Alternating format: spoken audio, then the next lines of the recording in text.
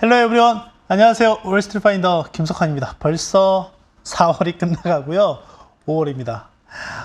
너무 시간 빠른 것 같아요. 네, 보면 볼수록. 또 5월은 워낙 일들이 많다 보니까 또 훅 지나가지 않을까 싶은데요. 정신줄 잘 잡고, 네, 저희 첫 주부터 어떤 일정들이 있는지 저와 함께 한번 체크해 보시고요. 어떤 부분들을 좀 더 제가 뎁스 있게 말씀드릴지 가보도록 하시죠. 자, 지금 이제 실적 시즌이 한창 진행 중에 있습니다. 그 와중에 이제 월말 월초로 가면서 중요한 경제 지표들이 또 발표가 될 예정이긴 한데, 아무래도 이것과 동시에 이제 같이 맞물려서 가는 게 다음 주에 또 주요하게 봐야 될 게, 이제 빅테크들 중에서는 아마존과 애플의 실적이 각각 화요일과 목요일에 나올 예정이다라고 보면 되겠고요. 이제 4월 30일과 5월 1일 이틀 동안에는 FOMC 회의가 있습니다. 최근에 이슈가 많았어요. 네, 그래서 이번 FOMC에서는 어떤 부분을 좀 봐야 될지에 대해서 뒤에서 자세히 말씀 좀 나누도록 하고요. 여러 이슈들이 있는데 그 중에 또 하나 저희가 봐야 될 게, 이제 미국 재무부가 국채 발행을 하잖아요. 지금 역대급으로 엄청난 국채를 찍어내고 있는 상황인데, 여기에 대해서 이제 미국은 회계 연도가 10월부터 시작을 하기 때문에 3분기 회계 자금 조달 계획을 공개할 예정입니다. 공개를 하고요. 세부 데이터는 5월 1일 날 나올 예정이다. 이렇게 보면 되겠습니다. 그리고 지표들 중에서는 좀 봐야 될 게, 월초이다 보니까 우리나라 이제 수출 데이터가 나오게 되고요. 미국의 ISM 제조업 지수가 나오고요. 이제 항상 첫째 주간은 고용과 관련한 데이터들이 나옵니다. 그 수요일에 졸추도 나오지만 ADP 민간 고용도 같이 나옵니다. ADP 민간 고용도 같이 나올 예정이고요. 그리고 이제 금요일에 나온 게 고용보고서 이렇게 예정이 되어 있다. 다음 주도 숨가쁘게 바쁜 한 주가 되겠습니다. 자, 바로 가보도록 하시죠. 실제 4월 들어서 증시가 조정의 모습을 보였습니다. 가장 큰 이슈가 뭐가 있냐고 보면 역시 금리가 상승을 했다라고 하는 거죠. 전체적으로 보면 이제 금리 중에 장기금리가 상승을 했어요. 장기금리가 이제 상승을 하면서 증시에는 이제 부담을 줬다라고 하는 거죠. 실제 장기금리가 상승을 하게 되면 전체적으로는 이게 이제 직접적으로 대출 이자에 직접적으로 영향을 미치기 때문에 주요 경제 주체라고 할 수 있는 가계라든지 또는 기업 또는 정부도 마찬가지입니다. 특히 미국 정부 부채 같은 경우에는 부채가 엄청나게 많기 때문에 이 부채에 대한 부담이 엄청나게 크게 증가한다라고 하는 거죠. 그래서 전체적으로 경제 주체들이 부담을 많이 느낀다라고 하는 겁니다. 그렇게 되면 어떻게 될까요? 장기 금리가 올라가게 되면 경제 주체들의 부담을 느끼니까 전체적으로 전반적인 스트레스 상황이 높아질 가능성이 있다라고 하는 거고요. 그게 전체적으로 증시에도 그대로 나타난다라고 보면 되겠습니다. 그래서 실제 4월 초부터는 이런 움직임들이 그대로 나타났다라고 하는 거고요. 그럼 왜 4월 초부터 보면 이렇게 장기금리가 올라갔을까라고 보면, 일단 고용도 잘 나오게 됐었고요. 물가가 상당히 완고하게 나오는 모습들도 있기도 했죠. 근데 그 와중에 소비는 너무 좋다라고 하는 거죠. 그러니까 더 높은 금리를 미국인들이, 또는 미국이라고 하는 이 경제가 버텨낼 수 있는 게 아니야? 라는 이제 시장의 흐름이 형성이 된 거고요. 그러다 보니까 작년 혹시 이때 작년 8월부터 10월 사이에 또 보면 미국채 2년물이 5.2%까지 갔고 10년물이 5%까지 육박했었던 시점. 근데 지금과 비교해 보면 그렇게 차이가 크지 않다라고 하는 거죠. 물론 각각의 이제 이슈는 좀 있기는 한 상황이긴 합니다. 그래서 일단 그 변수들을 뭘로 보고 있냐면, 첫 번째는 기업 실적이겠죠. 현재 실적 시즌이 한창 진행 중에 있으니까 생각보다 나쁘진 않습니다. 그런데 개별 기업단의 이슈에 따라서 좀 주가 급등량이 있는 상황이다라고 하는 것. 그리고 또 하나는 이제 미국의 경제 성장률이라든지 물가와 관련한 데이터, 특히 물가 같은 경우에는 연준이 이제 중요하게 보는 게 PCE 데이터이잖아요. PCE 데이터가 이제 나올 예정이다라고 하는 거죠.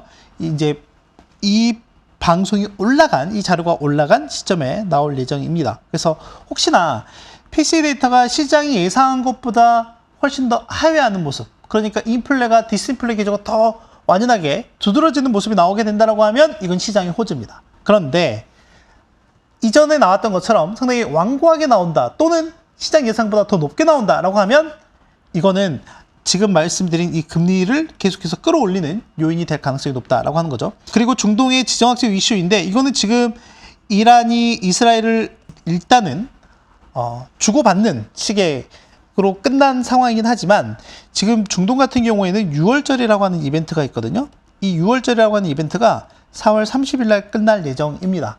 그리고 또 하나는 이제 이스라엘이 현재 하마스 간의 분쟁이 또 예정이 계속 진행 중에 있기 때문에 이 하마스와의 분쟁도 향후에도 계속 이슈가 될 여지는 남아있는 상황이다라고 하는 것. 그래서 이 부분은 앞으로도 계속 시장에는 변수가 될 가능성이 높다라는 것까지 좀 체크해서 보시면 되겠고요. 만약에 지금 방금 말씀드린 이런 이슈들을 잘 소화한다라고 하면 좀 빠르게 이렇게 다시금 직전 고점 수준 또는 그 이상으로 회복하는 모습들이 나오게 될 거고요. 만약 그러지 못한다라고 하면 약간은 지리지리한 조정이 좀 진행될 수도 있다. 뭐 아주 급격한 가격 조정이라기보다는 기간 조정이 나올 가능성도 있다라고 하는 겁니다. 자, 그리고 1분기 지금 어닝 시즌이 진행 중인데 간략하게 좀 업데이트를 해보면 일단 현지 시각 4월 24일 기준으로 보면 대략 153개 S&P 500 기준으로 보면 그중에서 현재 이익 증가율이 전년 대비로 보면 2.8%, 어닝 시즌 직전에 3.8% 예상을 했는데 일단 약간 좀 하회는 하고 있긴 합니다. 아직 빅테크들의 실적이 본격적으로 나오지 않아서 지금 테슬라와 메타 플랫폼스까지만 나온 상황이고요. 그럼 왜 이 빅테크들의 이익이 중요하냐? 바로 여기서 나타납니다. 한번 보시면 이익 증가율인데요. 여기 보면 여기는 또 아쉽게도 테슬라하고요. 애플은 뺐습니다. 네, 애플은 제외거든요. 제외. 이걸 제외한 건데 아마존이나 알파벳이나 메타 플랫폼스나 마이크로소프트나 엔비디아 요 기업들의 이익 증가율이 전년 대비 64%일 걸로 예상을 하고 있고요.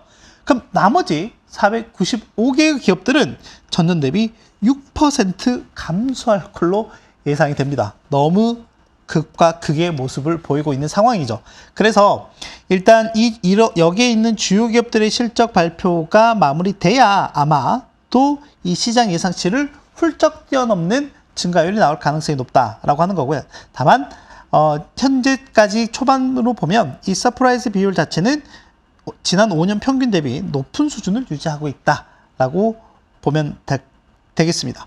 그럼 매출액 같은 경우도 보면 꽤 나쁘지 않은 모습을 보이고 있죠. 현재 매출액은 시장 예상을 좀 상회하고 있는 모습을 보이고 있으니까요.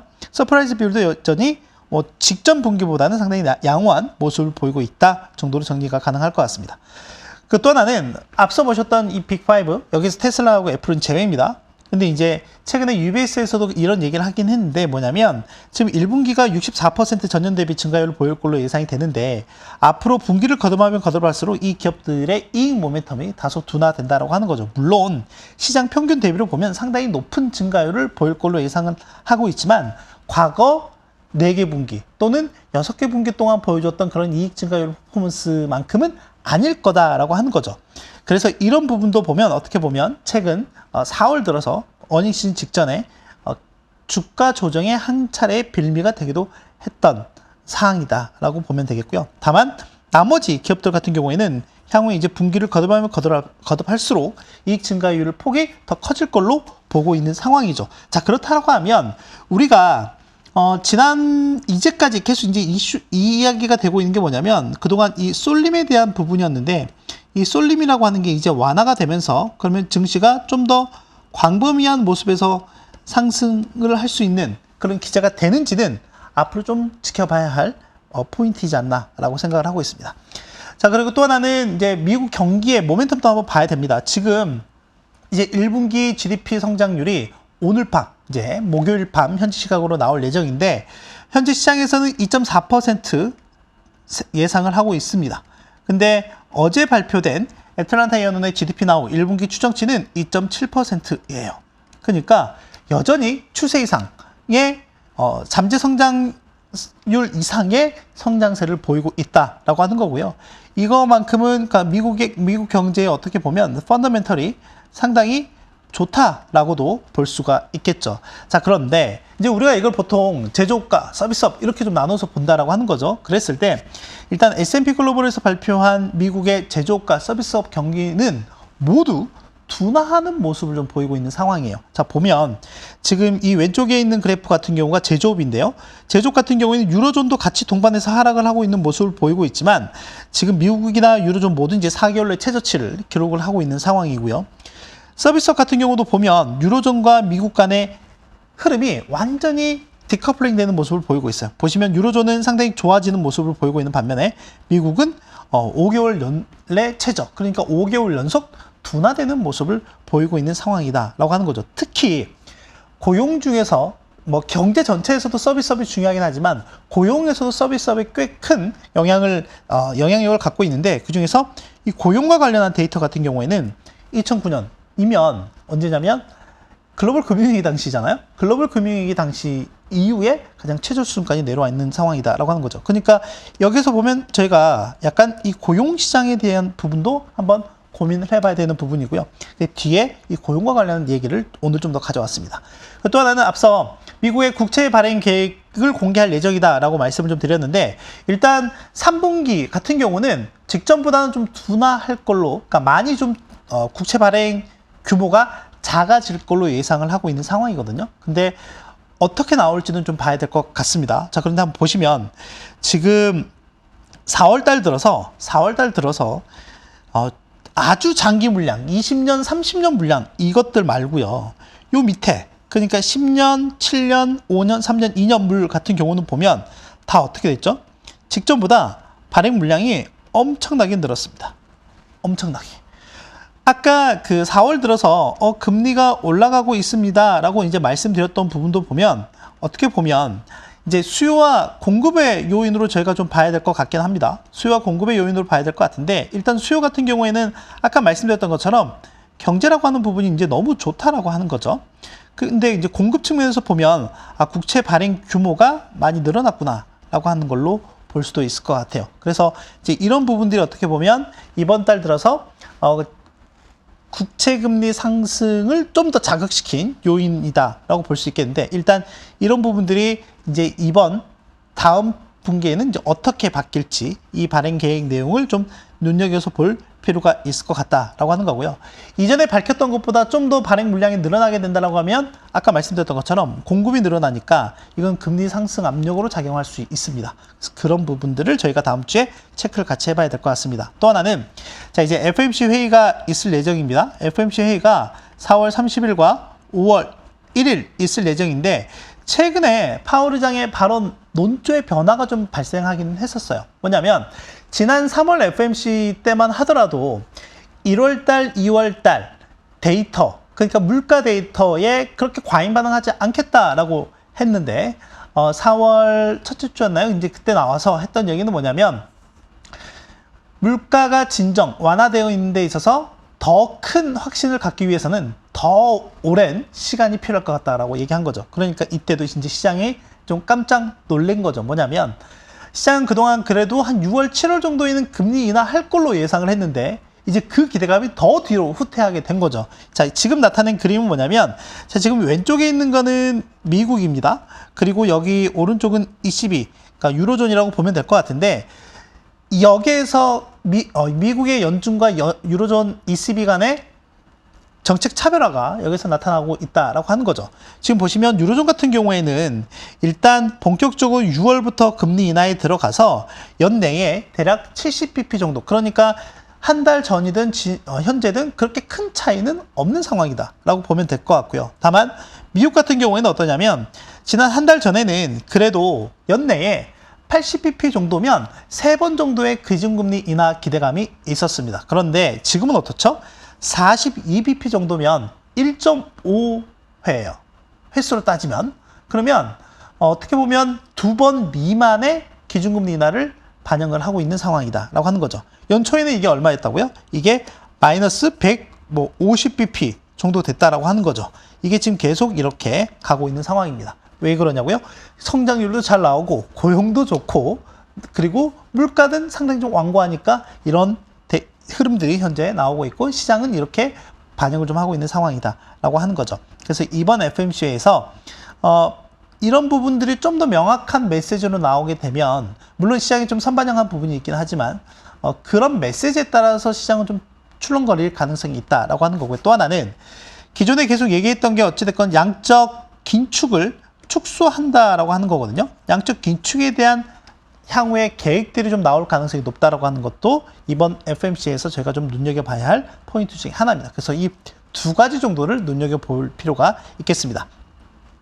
그리고 앞서서 말씀드렸던 것처럼 이제 미국 고용이 상당히 견고하게 나오고 있는 상황이죠. 그 데이터가 뭐냐면 여기 페이롤이라고 해서 미국 기업들을 대상으로 조사한 고용입니다. 지금 보시다시피 보면 여기 쭉 팬데믹 이후에 우상향하는 모습을 지속적으로 좀 보이고 있는 상황이죠. 자, 그런데 여기 이제 검정색 선은 뭐냐면 저희가 이제 실업률 계산을 하잖아요. 실업률 계산을 할 때 그 분자에 되는 게 뭐냐면 여기 가계를 대상으로 한 고용입니다. 가계를 대상으로 한 고용인데 지금 보시다시피 가계 같은 경우에는 이 고용이 잘 가다가 최근 들어서 이렇게 둔화되는 모습들을 보이고 있다라고 하는 거죠. 그러니까 여기는 뭐냐면 가계와 기업 간의 고용 시장을 보는 이 괴리가 좀 존재하고 있다라고 하는 거예요. 그래서 이제 설문조사를 할 때도 뭐냐면 이제 이 기업 대상으로 할 때는 자, 이 한 사람이 A라는 기업, B라는 기업, C라는 기업 이렇게 다 가서 급여를 받고 있으면 일자리 카운트가 이렇게 3개가 됩니다. 자, 그런데 가계에서 조사를 할 때는 이 A라고 하는 이 한 사람이 A, B, C에 가서 있더라도 일자리가 하나만 있는 걸로 계산이 돼요. 그러니까 이때는 3개, 이때는 1개 이렇게 되니까 요게 괴리가 좀 발생할 수도 있다라고 하는 거죠. 이제 그런 부분들이 최근 들어서 좀 눈에 띄게 나타나고 있는 상황이다라고 하는 거고요. 또 하나는 지금 미국 일자리의 퀄리티에 대해서도 한번 좀 따져볼 필요가 있다라고 하는 거죠.